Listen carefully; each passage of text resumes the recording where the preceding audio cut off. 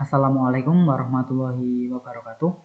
Saya Fatahur Rahman Barok, NIM 2020-53083. Pada kesempatan kali ini, saya akan membahas sebuah materi tentang desain penelitian. Apa itu desain penelitian? Desain penelitian merupakan pedoman dalam melakukan proses penelitian, diantaranya dalam menemukan instrumen pengambilan data, penentuan sampel, pengumpulan data, serta analisa data. Dengan pemilihan desain penelitian yang tepat, diharapkan akan dapat membantu peneliti dalam menjalankan penelitian secara benar.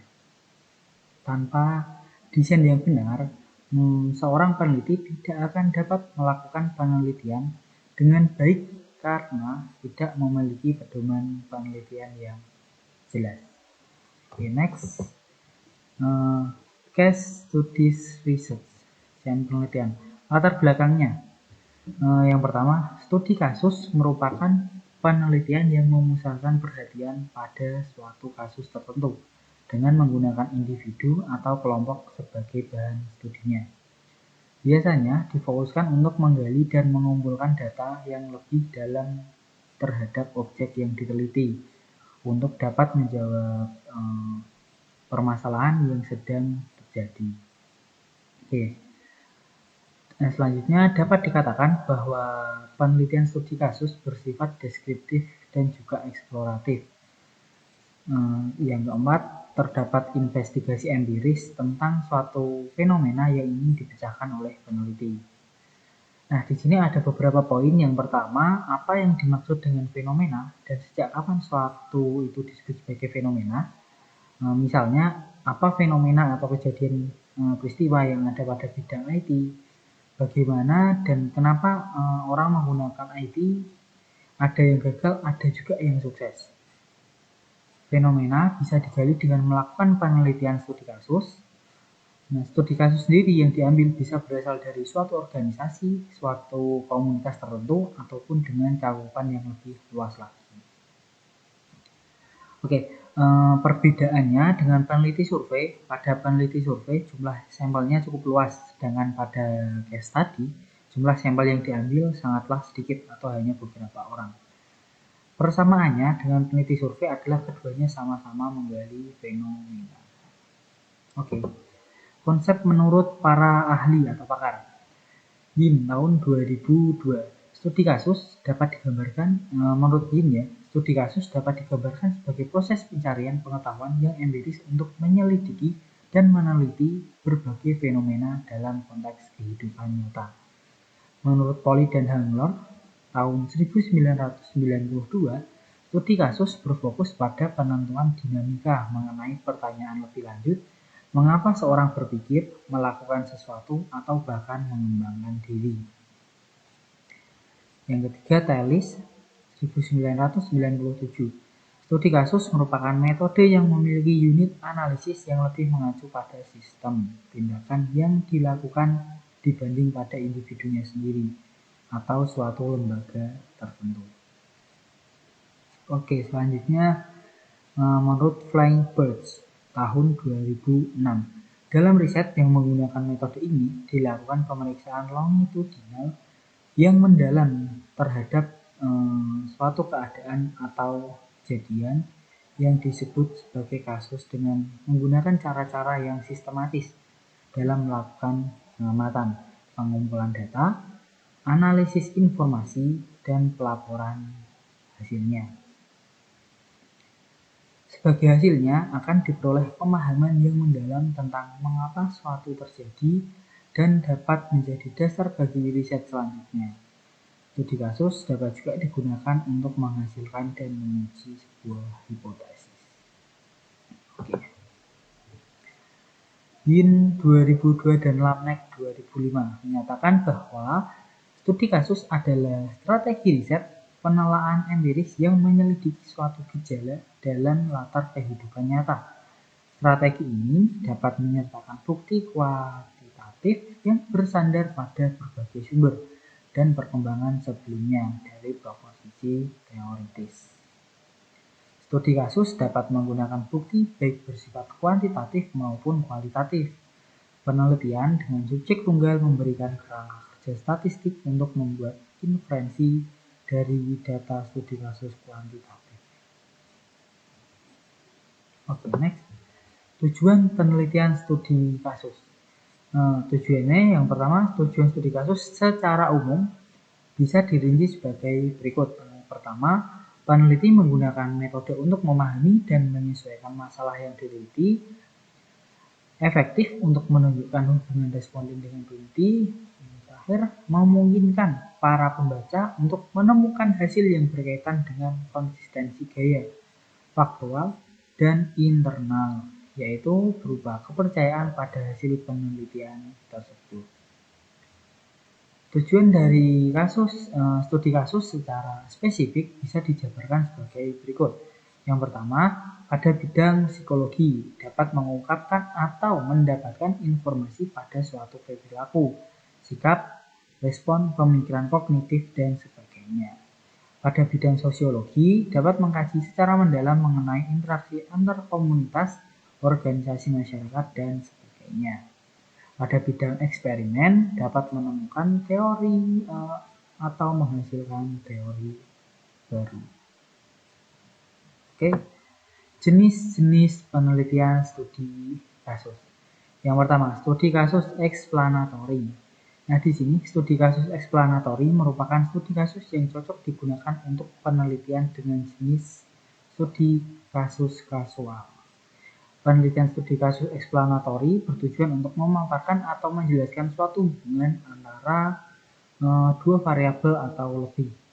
Selain itu, tujuan eksplanatori yaitu untuk menunjukkan data-data dan deskripsi mengenai investigasi kasual. Contohnya adalah studi mengenai politik, ekonomi, dan juga sebagainya. Yang kedua adalah studi kasus eksploratori. Nah, di sini studi kasus eksploratori merupakan studi yang dilakukan sebelum adanya pertanyaan penelitian dan juga hipotesis yang dibuat oleh peneliti. Studi kasus ini bisa disebut dengan studi awalan atau pendahuluan pada penelitian. Maka dari itu, peneliti diharuskan untuk melakukan penelitian dengan runtut dan sistematis sesuai dengan rancangan penelitian. Contohnya adalah mengenai sensus penduduk. Selanjutnya yang ketiga, studi kasus deskriptif. Nah, di sini studi kasus deskriptif merupakan studi yang mendeskripsikan suatu kasus yang mengharuskan peneliti untuk memulai penelitian dengan teori deskriptif, yaitu memaparkan dengan jelas hasil penelitian tersebut. Contohnya adalah mengenai sejarah, kebudayaan, dan sebagainya. Yang keempat, ada studi kasus observasi. Nah, di sini studi kasus observasi merupakan studi yang dilakukan oleh peneliti untuk mengkaji atau menganalisis subjek yang bersifat benda fisik atau suatu proses atau kegiatan yang sedang berlangsung. Sehingga pada studi kasus observasi mengharuskan peneliti untuk turun langsung ke lapangan untuk mendapatkan data-data tersebut. Oke, yang kelima. Studi kasus kemasyarakatan. Di sini studi kasus kemasyarakatan merupakan studi yang dilakukan oleh peneliti untuk mengkaji atau menganalisis suatu permasalahan sosial yang terjadi atau berkaitan dengan masyarakat secara umum. Studi kasus-kasus yang diteliti ini dalam studi kasus kemasyarakatan, contohnya berupa perilaku menyimpang, pemberdayaan masyarakat, organisasi masyarakat, kehidupan sosial, perubahan sosial, dan sebagainya. Oke, kita lanjut yang keenam, ada studi kasus sejarah hidup. Di sini studi kasus sejarah hidup merupakan suatu studi yang biasa disebut dengan studi kasus biografi. Pada penelitian ini berfokus pada biografi seseorang yang berjasa atau memberikan kontribusi pada negara, misalnya sebagai pahlawan atau sebagainya. Contohnya adalah studi kasus mengenai tokoh presiden, pahlawan-pahlawan, dan lainnya. Next, yang ketujuh, studi kasus mikroetnografi. Studi kasus ini merupakan suatu studi yang dilakukan oleh peneliti untuk menganalisis atau mengkaji mengenai kebiasaan-kebiasaan yang terjadi pada suatu kelompok kecil. Contohnya adalah pengkajian mengenai tindakan kelas, perkembangan suku, dan lainnya. 8. Studi kasus analisis situasi. Nah, pada studi kasus ini melakukan atau mengkaji atau juga menganalisis kebenaran dari suatu kasus yang sedang hangat diperbincangkan atau yang besar di masyarakat.